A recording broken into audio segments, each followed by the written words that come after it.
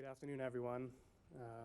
Really appreciate you coming for what I suspect will be an important and challenging panel. My name is Joshua Meservey. I'm the Senior Policy Analyst for Africa and the Middle East here at the Heritage Foundation. Welcome again, and welcome to all those watching online. Nigeria may be Africa's most consequential country, yet the security situation there is deeply discouraging. Boko Haram is gaining again after years of losses, and ISIS West Africa province has conquered significant territory and overrun Nigerian military bases just this year. Yet the violence in Nigeria's Middle Belt region has become bloodier even than that of Boko Haram. It is impossible to know the exact numbers, but thousands have been killed and many more displaced. Zamfara State in the northeast has seen a spike in violence that Nigerian security service interventions have done little to halt. The reasons for all this violence are hotly contested, and we are not going to resolve that debate today. Suffice it to say, religious animosity, ethnic divisions, political rivalries, and a struggle for resources contribute to the violence, and in different proportions depending on the conflict. How large a role any one grievance plays varies from conflict to conflict, and perhaps even violent incident to violent incident. In many cases, it is likely a combination of all of these dangerous factors that drives the violence. What is beyond dispute, however, is that vulnerable people are suffering terribly. It is sometimes easy to forget the human side of these tragedies, which is a sad mistake. Today, we are going to hear from Nigerians who have witnessed and suffered from violence, though of course they do not represent all the wide variety of Nigerian victims. Their words will hopefully remind us of the human tragedy unfolding in Nigeria and prompt each of us to consider anew what we can do to support Nigerians of all faiths, ethnicities, lifestyles, and social classes who are seeking peace. I want to thank the International Committee on Nigeria, which was instrumental in bringing this panel together and did extraordinary work and continues to do extraordinary work in Nigeria on these issues. Thank you very much. Thanks also to Save the Persecuted Christians for all of its help in organizing. Finally, the Anglican Archbishop of Jos, His Excellency Benjamin Kwashi, is unable to join us, and so will be replaced by Dr. Richard Akebe. Immediately following the event, we'll have a light reception I hope you will be able to join us for. Please join me in welcoming Mr. Kyle Abbs, Director of the International Committee on Nigeria, to introduce our first witnesses.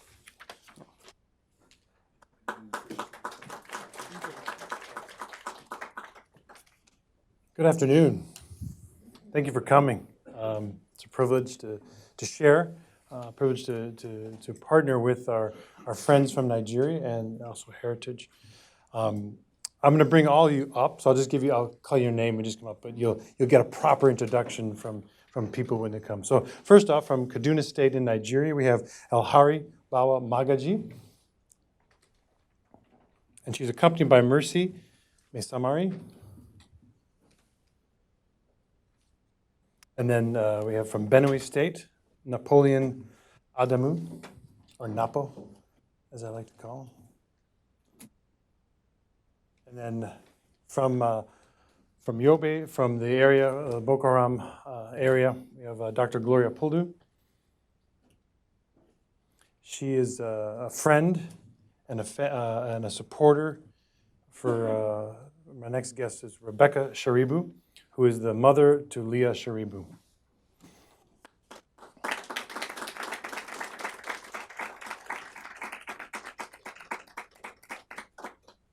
So I'll introduce these two to my left, immediate left. Over a year and a half ago, on February 19th, 2018, 110 girls were kidnapped from Dapchi. Before that, you heard the stories of girls that were kidnapped in Chibok. Remember the Bring Back Our Girls and all that signage that went forward. These girls last year were released. 109 of them were released. 5 of them perished on the way, but 1 girl was kept.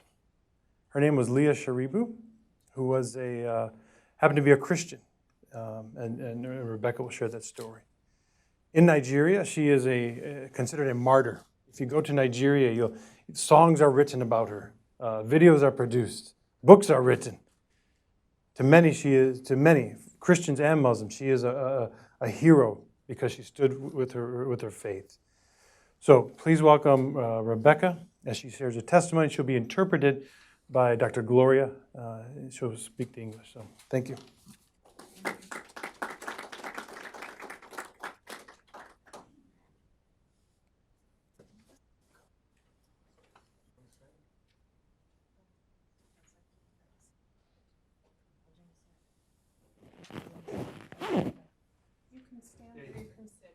Sit and stand.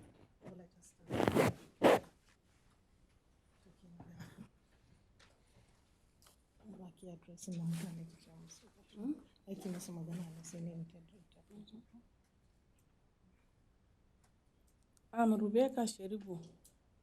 I'm stand here for pleading the government of US to please help me. Okay. Please help me and bring my daughter back. I need my daughter. Okay, but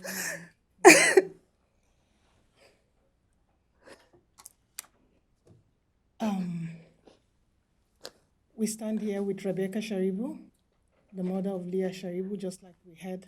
Her daughter was abducted on the 19th of February, and she's still in captivity. And we had tried the best that we could to get the attention of our federal government and even the state government and the local governments to ensure that Leah is released. But up till today, Leah has not been released. She's still in captivity. October last year, we held a press conference calling on the federal government to please do their very best to ensure that Leah is released, because we have never had any government official visit the parents to condone with them and to tell them anything concerning their daughter since when she was abducted alongside the other 110 girls. And after the conference, we were able to get our President Buhari speak to her on the phone, because we got the Plateau State Governor to help us to call him, and they were able to, he was able to speak to her and promise her that Leah Sharibu will be released soon, because he is doing the very best to make sure that she is released. Because the other girls, who are all Muslim girls, were released. And the only reason why Leah was kept back was because she refused to renounce her faith. When she was told to renounce her faith and recite the Kalman Shahada means the Islamic faith creed, and she refused to do that. That was the only reason that she was kept back. And so since October, when the president spoke to her, we have not heard anything from the government.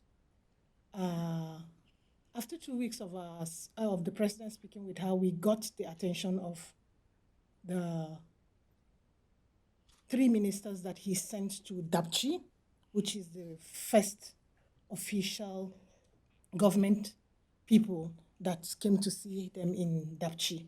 But after that one, we never heard anything again. So February 10th this year, 2019, we held another conference crying out that the president has promised that Leah will be released, but up till now we haven't seen Leah, and we have not heard anything from the government since that time. After that, nothing. We didn't hear anything. So many people have advocated in social media, TV, all over the world. People have been calling, but nothing happened. Leah turned 16 years May 13th, and we also had a huge advocacy in Nigeria. Virtually all the states had schools and all other people coming out to ask. Most especially for us women, we focused on our First Lady, Aisha Buhari, that she should please prevail and speak to her husband so that we'll be able to have our daughter released, because she is a prisoner of conscience. She didn't do anything. But up till now, we did not get that attention. And that is why we are here. And what she said in the beginning is to plead with your government to please pressure our government, because our government seems unable to secure her release. And we are pleading with you to please call on our government or to step in and do something. And I'm glad that we have gotten this opportunity to come and to just call on all of you. We know that President Trump can do something about it. Your administrators can do something about it. All of you seated here can do something about it. Leah is the only person that is still in captivity. Why is she in captivity? Just because she refused to renounce her faith. If we are talking about freedom of religion, then Leah should be freed. Whatever it takes, she should be released and she should be brought back home. Our government should be held responsible. Boko Haram has been raging all over the northeastern part. Women and girls are going through hell. And Leah, which is a common name now, is what we are using to stand at. Please, pressure our government. Help us. We are out here. She's crying, just wanting her daughter to be set free. Thank you very much.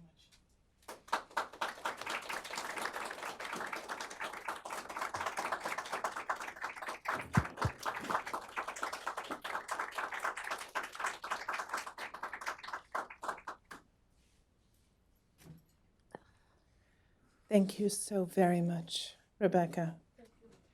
Thank you, Glory.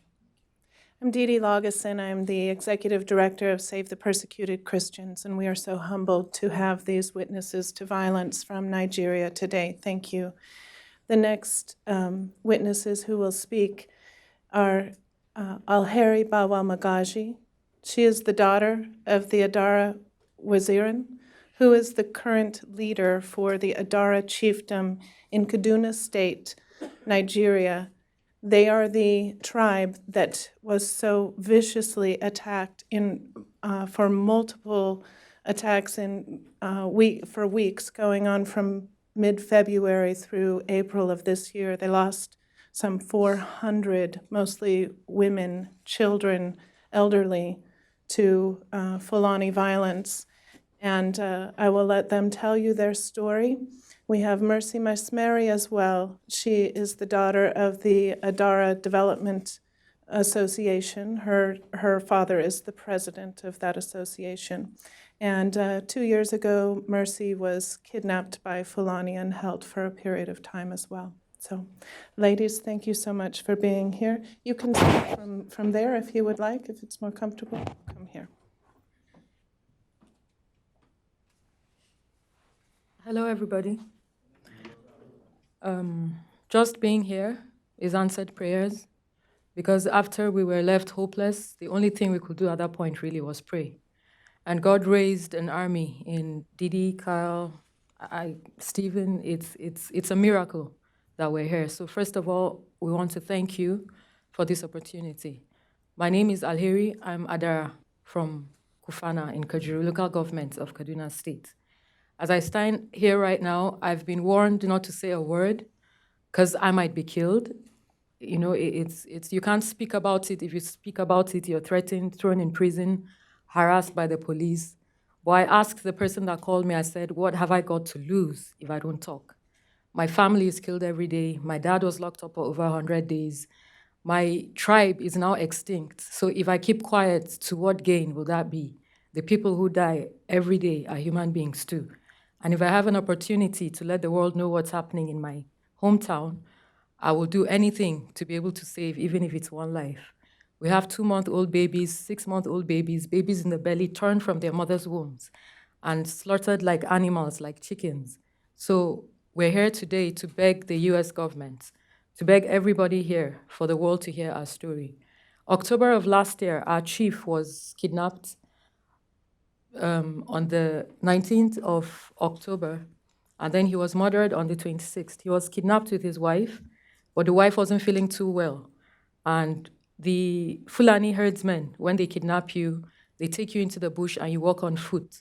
So if amongst you there's someone who is sick, they usually let the person go. So that's the only reason why the wife was let go. She wasn't feeling too fine. The Adara people paid a ransom, but he was still murdered. And immediately he was murdered, my dad is the waziri, so he holds the chiefdom when the chief is unavailable. So it was when the chief died that the elders in Adara land realized that the governor on the 29th of May 2018 had signed that I and 95% other Adara Christians are now under a Muslim House of Fulani Emirate. And it was so ridiculous that it was already signed into law and nobody knew about it. For a governor to make that kind of law in the first place without the people of the land knowing about it is illegal and unjust. So the elders kept trying to get the attention of the government, but nobody would listen. So when they realized nobody was going to listen to them, they took the matter to court. And a week after the civil case started in court, my dad and 8 other elders were arrested and thrown into prison for no reason. The reason the government gave was that they were the reasons why 66 Fulani were killed. The governor made that announcement on the 15th of February, 2019. And 2 days later, the elders were arrested. We all know why they were arrested. It wasn't because Fulani people were killed. And those Fulani people he said were killed, till date, there's no evidence to that. The police commissioner of Kaduna State has a statement, it's on the internet, saying that the investigation into that particular crisis hasn't been concluded and he can't confirm or deny the number of people killed. The problem we have with the statement the governor made is that he said 66 Fulani were killed.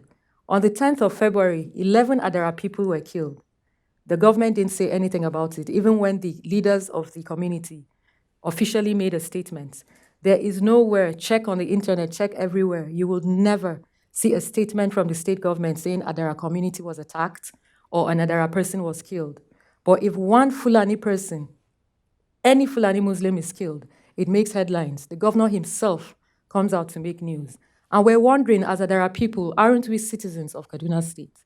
That things like this will happen and nobody cares. And every time someone tries to speak about it, you're thrown in prison. So after the governor made that announcement, a lot of NGOs and civil societies went to Kajuru to try to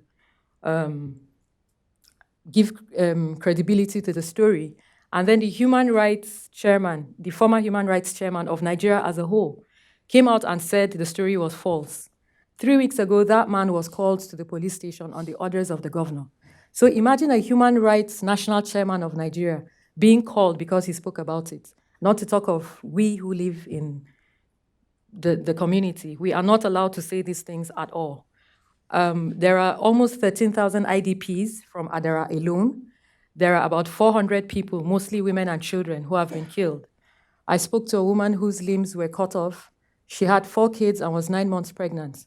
The Fulani herdsmen came to Kajuru town in February, about 400 of them with AK-47s. They came at about 6:30 a.m. in the morning.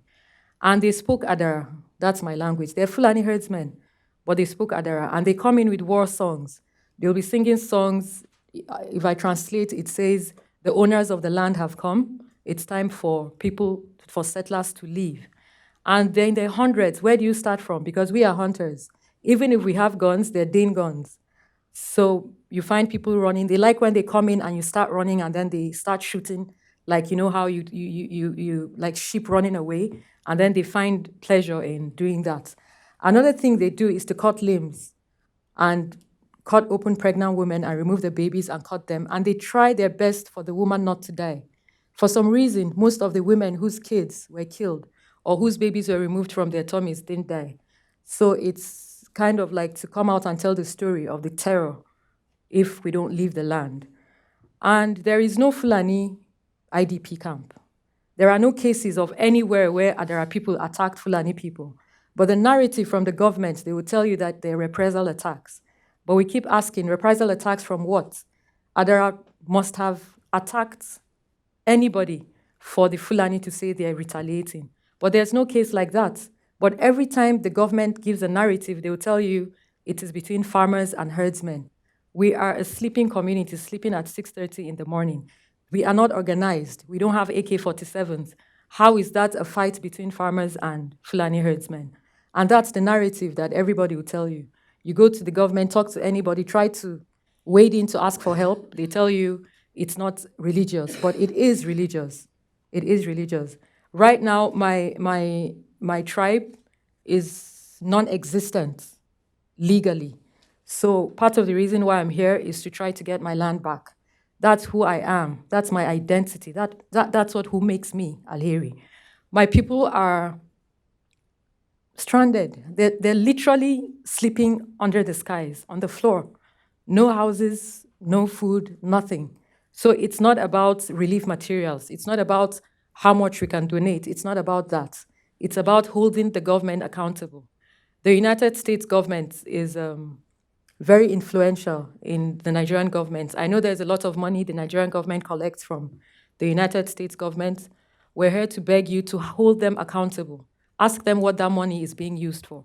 A few months ago, a few years ago, our governor, the Kaduna State governor, said he found this Fulani militia and paid them money to stop kidnapping. That's ridiculous. So if he knows who they are, why are they not in prison?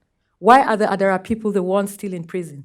My dad and the other elders my dad spent 103 days in prison. These are the elders of a community. Our youth, every time there's an attack, they come the next day, pack any youth they see on the streets, Adara youth. There is no Fulani man arrested for killing Adara people. There is no statistic from the government of any Adara person being killed, or the Adara people homeless, or the Adara people who need help. It's like we don't exist anymore. Stephen Jefferson is a journalist who tried to speak out for the Adara people. Right now, he's in prison for inciting violence through his post, saying the truth. We are not allowed to tell people that, look, I'm sleeping at home, you came to kill me, I'm crying out. We're not allowed to do that. So please, we're begging, we are here to ask that at least let our story be heard. Let it be known what is happening to the Adara people. The case is in court, but honestly, the judicial system is under the government. We, as the children of the Adara elders, tried to bring out official statements and gave news people and the media, nobody will take our story. We paid money, nobody will take our story. The media is not allowed to say anything about the Adara people. So we're here to beg people, beg you, beg the US government to please wade into our matter. We want justice for our land. We need our land back. We're 95% Christian Adara. Adara is the largest Christian community in Kaduna State. So we know it won't end at Adara alone. There seems to be a systematic plan to take over Kaduna State and Nigeria as a whole. It's purely religious, purely. I'm living it. It's not something I read in the newspapers. It's what we're living. If a post, there's this federal character in Nigeria where if appointments are given out, it's supposed to be shared equally to people. And right now in Kaduna State, on April 11th, the governor set up an agency to abolish indigenship in Kaduna State. So what does that mean for me? If you're taking away my chiefdom and there's no Adara anymore, and you're saying I'm no longer even an indigene of Kaduna State, that says a lot. So a Fulani man can come and register as a citizen of Kaduna State and get all the benefits of a citizen, while I am a true indigene of the state, and then I get no allocations and I'm not recognized at all. And then on Friday, another bill was passed that government officials were now to regulate the preachers in Kaduna State. It's so unbelievable sometimes. If I wasn't living it, I won't believe it. So a government official is supposed to tell a preacher how to preach and what to say. And the license is to be renewed every year. That tells you that if you don't do what the government says, in a year, you lose your license. So eventually, even in churches, it is only what the government allows you to say that you're allowed to say to the congregation. So at the end of the day, we're just going to be extinct, really, and the government takes over and does whatever they want to do. It's a plan that if it's not curtailed right now, it's going to be terrible for the world at large, because there's a genocide going on. Every morning we wake up to different stories. If I start to say stories here, I won't keep quiet. There's so much to say. I'm sorry my stories are all over the place. It's because there's so much for me to say. I'm not even going to start on what we went through when our parents were locked up. We had to go visit our parents in prison every day for over 100 days. And knowing that they didn't do anything wrong. And remember, these elders are in prison while their communities are continuously attacked. And we, as the citizens of the indigents of Adara, where do we go to? Our elders are locked up. People who are speaking for us are being locked up in prison. Then you go to the hospital, people without limbs, children crying, so many orphans right now, no mother, no father, 2-month-olds, we don't even know what to do with them. And so, in conclusion, I want to reiterate again that we need help from the US government. Hold the Nigerian government accountable. Ask them what they're doing with the money. Where are they getting money to pay these herdsmen? If you're going to pay herdsmen to stop killing, why don't you just arrest them and put them in prison? So we need them to be held accountable. We need them to allow us freedom of speech. We are not we're supposed to be in a democratic government, and we're not allowed to tell the world or even say at all what is happening to us. It's been a helpless, hopeless situation, and God, through all of you, has given us hope. I don't know how I'm not crying right now. I was crying when I was sitting there because I can't believe I'm here. I can't believe I'm in a place where someone will hear my story at all. It's been as if we've been in a dark hole with no light. But in all of this, God is God. I want to leave, but let me give a testimony. The woman I mentioned that who lost her kids was sleeping at home when the Fulani men came. She said there were about 400 of them, and they all wore black. So in the morning when they went out, there was just this dark cloud as if it was going to rain. And then they looked up and saw they were surrounded by the Fulani herdsmen with AK-47s. So they ran into her room, and she had 4 kids and was pregnant, 9 months pregnant. And they told the kids in Adara to lie down on the floor. And the kids lay down. There were 4 of them. And then one in the middle sat up crying when he saw his 2 other siblings, their heads being cut off. And she was there just looking at them crying. She said she didn't know what to do. But when they got to the 4th child to slaughter, the Fulani men couldn't find the child. And she said God was telling her in the midst of that chaos that he's alive and he's there. They searched everywhere, but they couldn't find the 4th child. And he was sitting right there in front of her. And she was trying to reach out and hold her kid, but she couldn't even. And then when they went out and she ran to her kid to hug him, they came back inside, and then they cut off her left hand and tried to sever her head, and then hit her tummy. She started bleeding and passed out. So it was a reverend father that came and rescued her, and by the time she woke up, her 9-month-old baby had died. They had operated on her and removed the child, and her only surviving child is the child that God protected from the Fulani herdsmen. So I want to tell you that we believe in God. We know that God is the reason why we're even here to tell our stories. What we've been through, it's impossible to even stand and talk because it's surreal when you're living in situations like that. So I want to thank everyone here for your time, for listening to us, and continue to beg that something is being done about this. Thank you.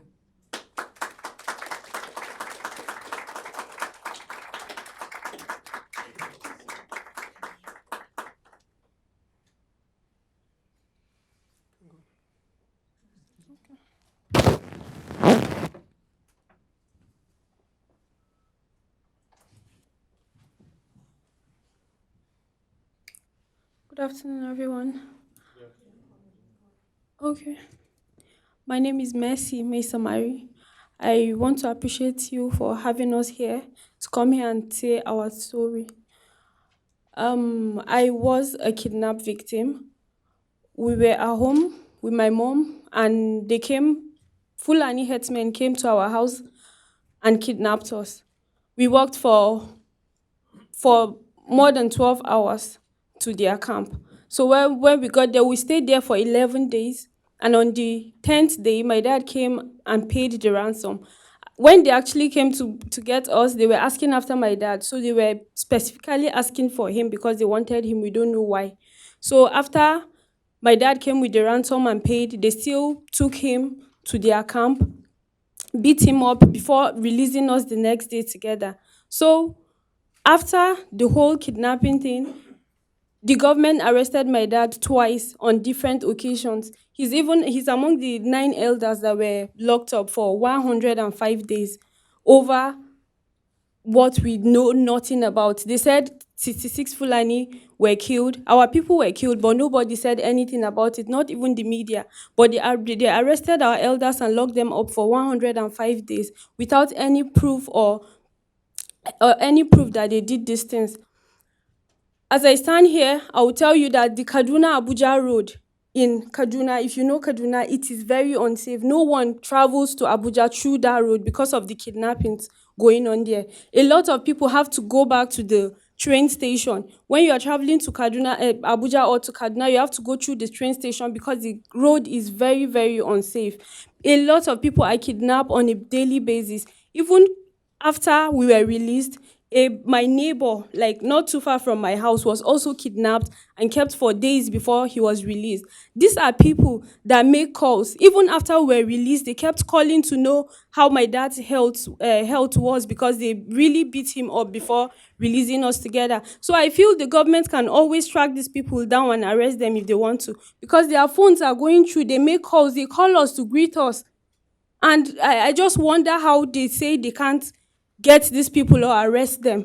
You find out that the government are trying to negotiate with the kidnappers to pay them to stop kidnapping people. How? How do they even negotiate when they can always arrest these people? So we are here to beg the US government to please come to our aid. Girls, young girls like Leah Sharibu and others are kidnapped almost on a daily basis.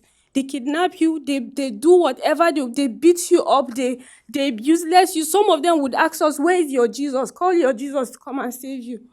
So we are here to beg the US government to please come to our aid. Thank you very much.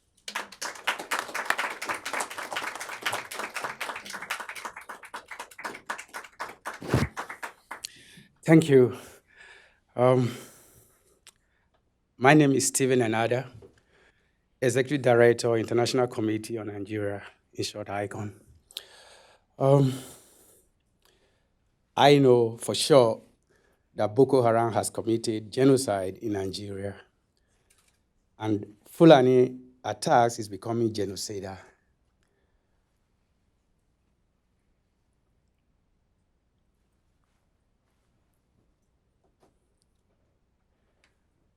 We have all kinds of attacks in Nigeria. Economic attacks, religious attacks, ethnic attacks, territorial attacks. But we have two strands that must be addressed. Fulani militants and Boko Haram. In short, Leah Sharibu is in captivity. Now, when you talk about Fulani militant attacks in Nigeria, then you begin to look at the story in 2013 and 2016 of Fulani attacks in Benue State. Benue State was decimated and is still being decimated, and there is government inaction. We have here today with us Napoleon Adamu, who was directly a victim, and he is here today representing victims in Agatu community in Benue State, Nigeria. He's here today to share because you will remember in 2016 where helicopters supplied arms to Fulani militants to attack communities in Benue State. We approached ECOWAS court on that and we got a judgment. But when you have government of impunity in Nigeria, how do you get justice? Because they don't respect court orders. To that end, I'll bring to this podium Napoleon Adamu, as he's going to appeal to our consciences to begin to see reason why Fulani militants' attacks in Nigeria must be taken seriously. Thank you, Napoleon.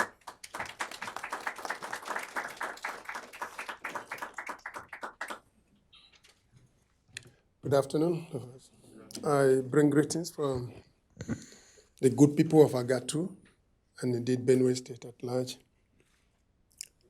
I want to thank God for this privileged opportunity.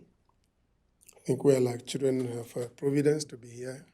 We didn't think of it, we didn't dream of it, but God made it a reality. So we appreciate you.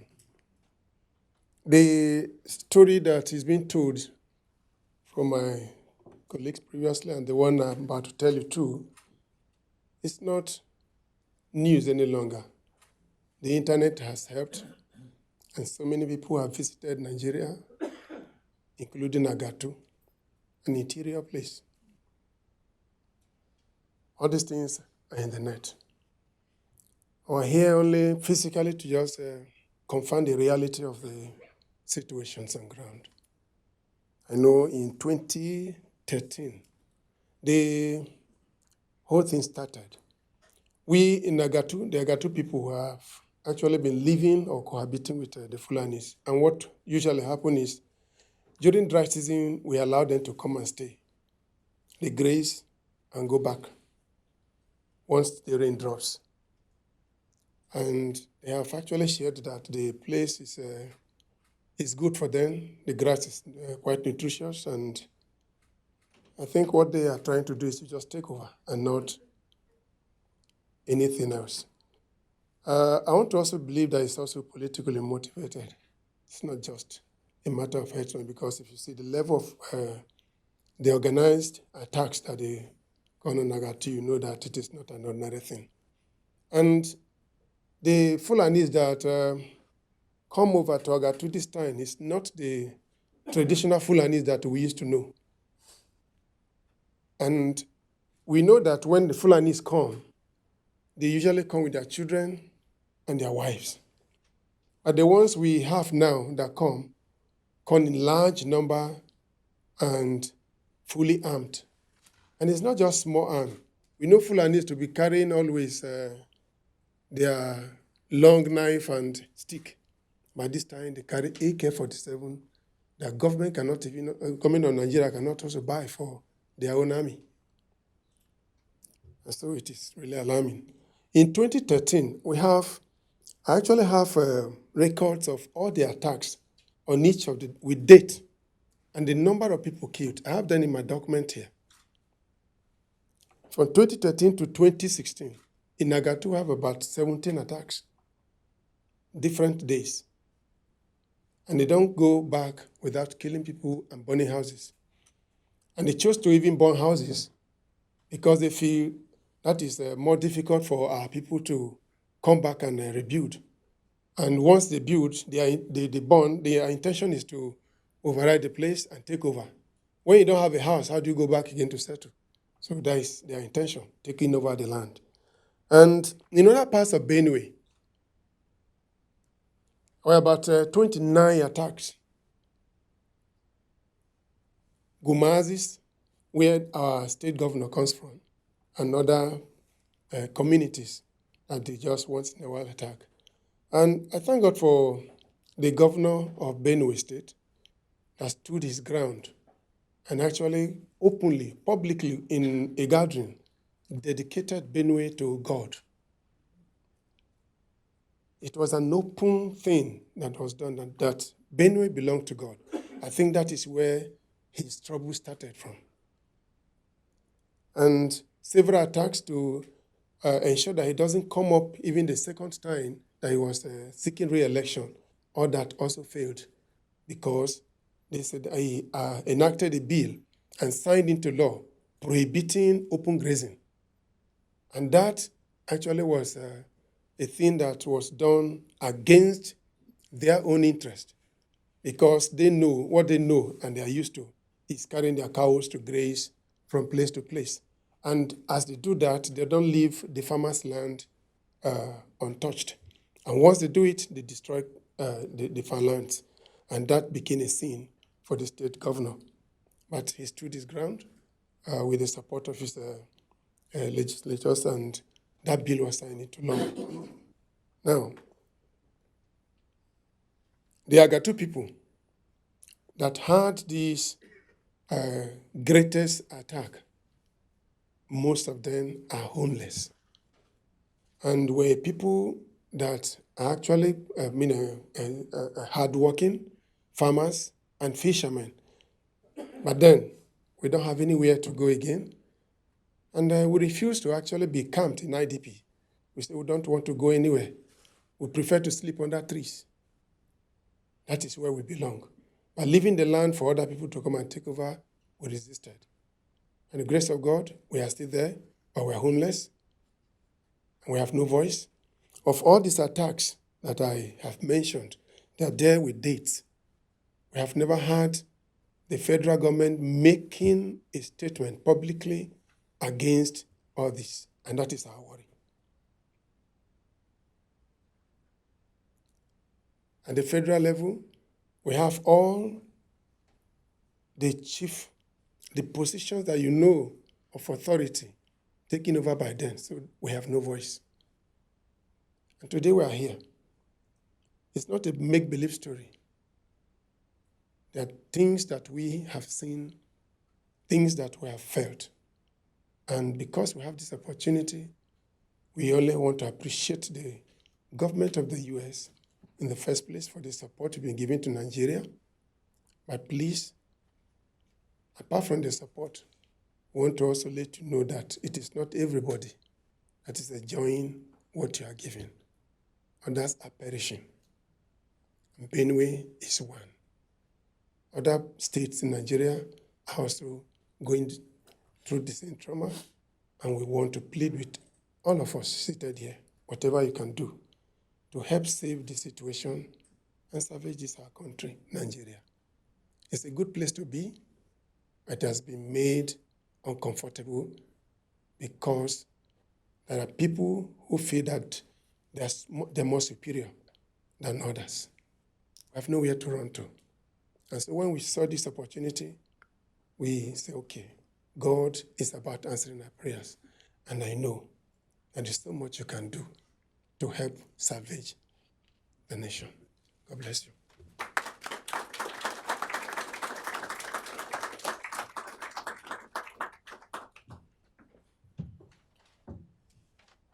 Thank you to our panel of witnesses. I'll ask all of you to stay up here while we have remarks from a very special guest today. We have Congressman Frank Wolf, former congressman elected in 1980 to represent Virginia's 10th district and served for 17 terms.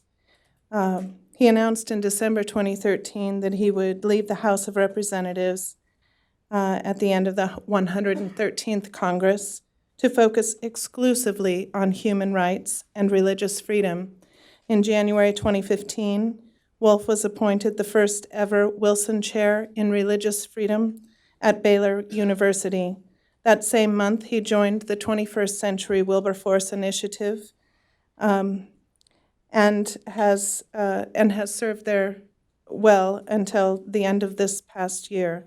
Wolf is the author of the International Religious Freedom Act, which infused America's first freedom, religious freedom, into U.S. foreign policy by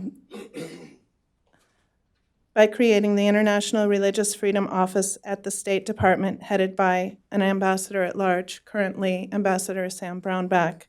It also established the first bipartisan independent U.S. Commission on International Religious Freedom as both a watchdog of repressive regimes and a truth teller on human rights issues abroad. Wolf founded and served as co-chairman of the Tom Lantos Human Rights Commission, a bipartisan organization made up of nearly 200 members of Congress who work together to raise awareness about international human rights issues. He has traveled to Ethiopia, Sudan, Sierra Leone, the Democratic Republic of the Congo, Rwanda, Nigeria, and other countries in Africa to see firsthand the tremendous suffering due to corrupt governments, war, AIDS, and famine. He led the first congressional delegation to Darfur. He also has worked to call attention to the human rights abuses and religious persecution in the People's Republic of China, Tibet, Romania, Nagorno-Karabakh, Chechnya, Bosnia, Kosovo, East Timor, and the Middle East. We welcome the Honorable Frank R. Wolf.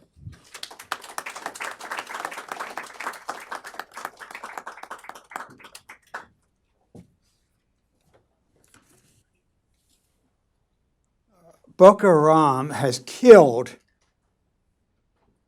more people than ISIS. And until the idea of genocide began to in the Nineveh Plains, our government was relatively silent. Boko Haram, and I called an expert before I came because I wanted to make sure we weren't exaggerating and throwing the word around. Boko Haram is guilty of genocide. We have a museum not very far from here saying never again. Go on the global terrorism list, the top 3 dangerous countries, Afghanistan, Iraq, and Nigeria. I also asked this expert, well, tell me about the Fulani. And I was in Nigeria when the Agatu attack took place. They had helicopters. Helicopters. They were on motorized boats. I remember 5 years ago when the Chibok girls were kidnapped. We had hashtag bring back our girls. I looked this past April, 5 years. I have 4 daughters. 5 years ago, no one this past April said a word. Leah, in the Bible, Peter denies Christ 3 times. Here's a 14-year-old Christian girl who would not deny Christ.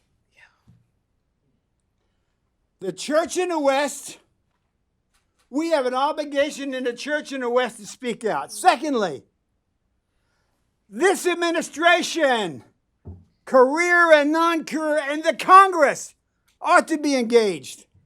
I also asked the person, what about the Fulanis? They said, with regard to the Fulani, the activity of the Fulanis, he said, is genocidal. So for you, anybody in the government, anybody in Congress, how can we as a nation stand by and allow what is taking place in Iraq and not to speak out? We should do everything we can to bring the Chibok girls back, and almost 50% are still not back, and do everything we can that Leah comes back. We have a moral obligation. We cannot stand by and allow genocide and genocidal activities to take place, and we become very, very complacent and say this is just a question of herdsman and farmer.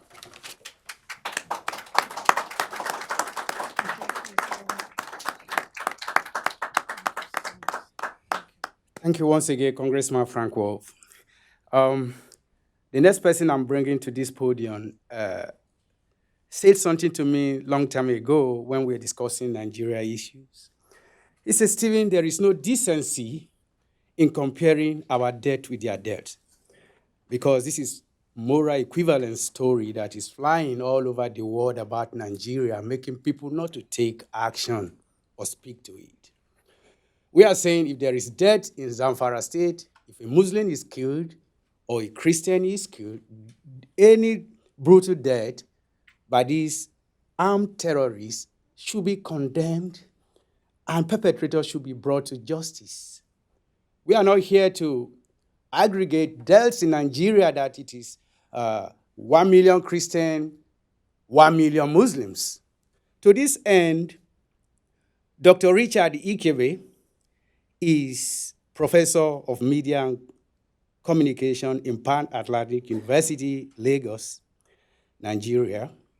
He has his first and second degree here in the United States, in the state of Wisconsin and that of Ohio. And he has his PhD in political communication, University of Westminster, United Kingdom. Please, it is my privilege and honor to bring you to this podium. And also, before I leave this podium, he is also president of International Organization for Peace Building and Social Justice, when he's engaging Nigerians on peace activism, not violence. Thank you.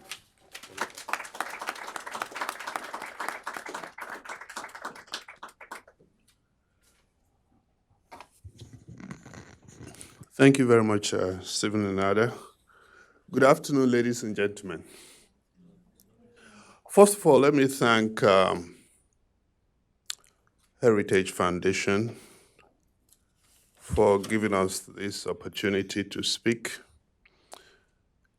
and save the persecuted Christian. Thank you very much. International Committee on Nigeria for putting this together and bringing us together to hear these testimonies. And you wonder why is this necessary? It is necessary because everywhere I go to, the question I'm asked is, where is the evidence? They say, give us real evidence. And I suspect, both in Europe and here, that people are looking for evidence, hoping that we can't provide any, so that they will be free from taking action. So people demand for evidence. When everywhere have gone to, every index of violence across the world, just as Congressman Wolf said a moment ago, everywhere there are 3 countries in the world that are leading in violent activities. Nigeria is the 3rd, and probably has overtaken others. I therefore doubt if there's anybody here in the room. I understand there's some people from the Nigerian embassy here. I want to ask them if they are here. Is it well with Nigeria? Is it well with Nigeria? There is violence in virtually every state of the country, and it's getting worse. We're not crying wolf. We're not trying to incriminate people. We're not telling lies against some people. We didn't say this 15 years ago. So something must have happened. The question is, what happened? And I can tell you that Boko Haram happened. And when Boko Haram came on board, they said very plainly to us that their leading ideology is that they reject Christianity and they reject Western values. It was plainly stated, it was repeated several times. There was no doubt about what they stood for. So they came out as a religious group that was opposed to Christianity in Nigeria. Now, the narrative moved from Boko Haram to Fulani headsmen. And Fulani headsmen are ravaging everywhere in the country as we speak. Now, the Fulani headsmen themselves have not denied that they are doing what they are doing. They have a group called Meiti Allah that speaks for them. You can Google them and find out what they themselves are saying about their own activities. They're not in doubt about their mission and what they are doing. Now, what has happened recently, because when I think it was Mercy that was speaking, she said that the Kaduna-Abuja road is no longer safe. There are several highways in Nigeria that are no longer safe. And the reason they are no longer safe is that there are banditry and there is kidnapping everywhere. So if you follow what I'm telling you now, we have moved from Boko Haram, which was clearly a religious influenced and religious inspired organization, to Fulani headsmen that is driven by both religion, ethnicity, land grabbing, and several other factors to now banditry. Very soon, those who were asking for evidence before will now have reason not to intervene at all. And what will they tell you? They will say, oh, it's not religion, it's not ethnicity, it's banditry. So it's a deliberate confusion of narrative. And that has been very successfully used in the international, on international platforms. People tell you, oh, they're just skirmishes. It's just farmers and herders. It's just, and I can tell you, it's all of that. It is religious. Please believe it. What is happening in Nigeria is religious. Otherwise, the Fulani and the Boko Haram people would not have said it's religious. They said it is religious. Secondly, it is ethnic. I don't want to go into the historical factors that are behind the ethnic thing. It is land grabbing. What is happening to the Adara people is that they are just being gradually dispossessed. In Plateau State, I'm told that there are 70 communities that have been eradicated and repopulated by Fulani herdsmen. So it is religious, it is economic, it is transnational, and you can, it's like the story of the elephant and the 6 blind men. But I want to plead with you. Don't wait. If you are in a position to say something, do something, don't wait till another person dies. Don't wait till another community is eradicated. Don't wait. If you can write your congressman, I see some people with cameras, if you can say something, you can organize a small community to say, let's do something about Nigeria. I believe that all of us in this room are capable of doing something that is proactive, that can help. You must ask yourself, why do people in tears come to the United States? Why do people who are aggrieved, why are your borders clogged with people who are dispossessed? Because all over the world, people know that the Americans are people who still have a conscience. The people who, why don't some of these Syrians go to Saudi Arabia?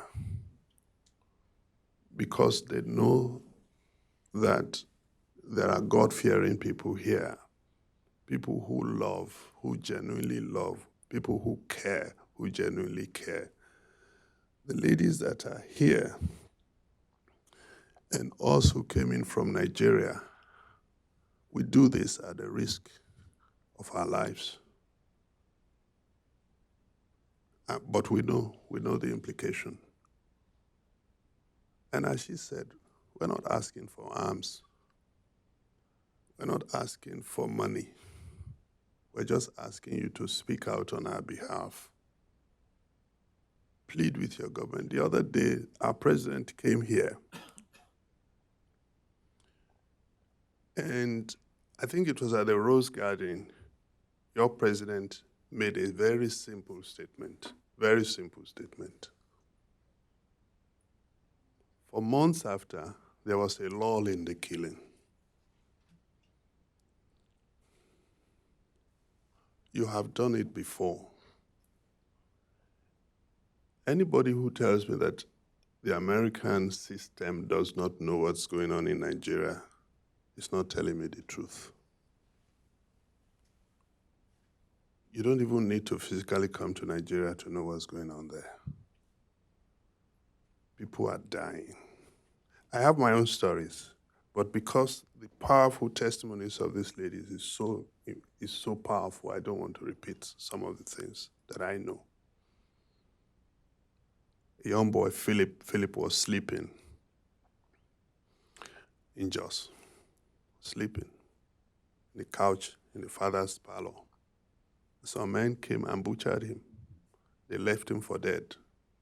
Today, Philip is 4-year-old. Philip is an invalid.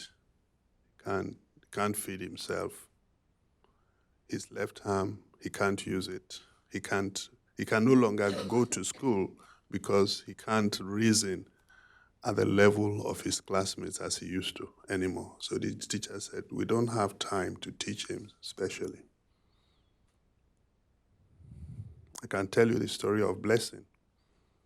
Blessing came home on holidays from school, and she was attacked, herself and her family. Her family was attacked. 12 people were killed in her home alone that night. Her father is now in mental case because he wasn't home when the attack took place. I can tell you the story of Mama. Mama was in her house. Her husband was killed. Her daughter-in-law was killed. Her son had been killed a few months earlier.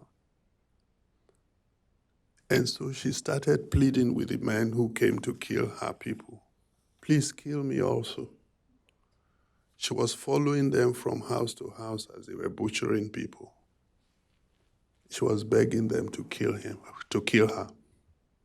They refused. And the reason they refused was that, listen, we need somebody to mourn the dead. So you go and mourn them. Still, she refused. When they finished, she started following them into the bush. They turned around, looked at her in the eyes, and said, Mama, please go home. If you want to die, we will kill you. But we will kill you slowly.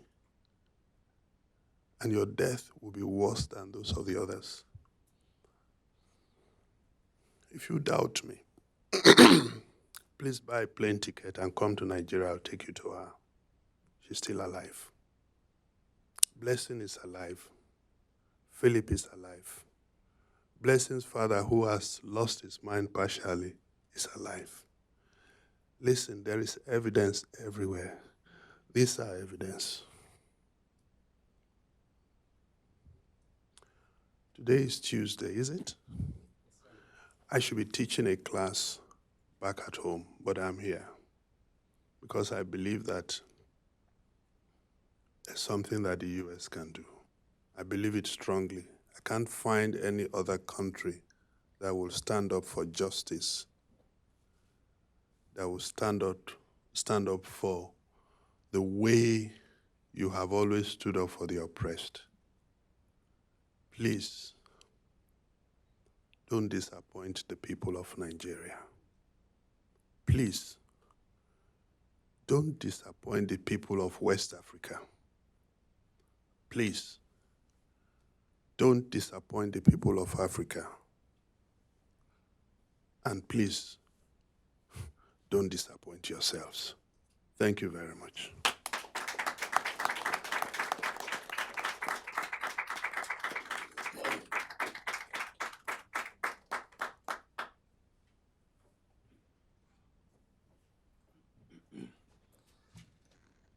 Well, thank you very much. The biggest thanks obviously goes to our panelists here. I know I can only imagine how difficult it is to discuss these issues and recount them. And so truly thank you for coming, for sharing. There's obviously a lot for those of us here in the audience to ponder. And I think it's clear that the depth of division in Nigeria is shocking and perhaps even a generational challenge, and that it will require Americans and many other countries, I don't doubt, to come alongside of Nigerians who are trying to bring peace and reconciliation inside their country, across religions, across ethnicities, across social classes, all of these divisions that have led to so much suffering. So, as I mentioned, I'm not in a particularly festive mood, but we do have a reception with just some light hors d'oeuvres that we'd love to see you all at. Once again, do please join me in thanking our panelists for coming here, and our thoughts and our prayers are with you, and we genuinely appreciate you being here. Thank you.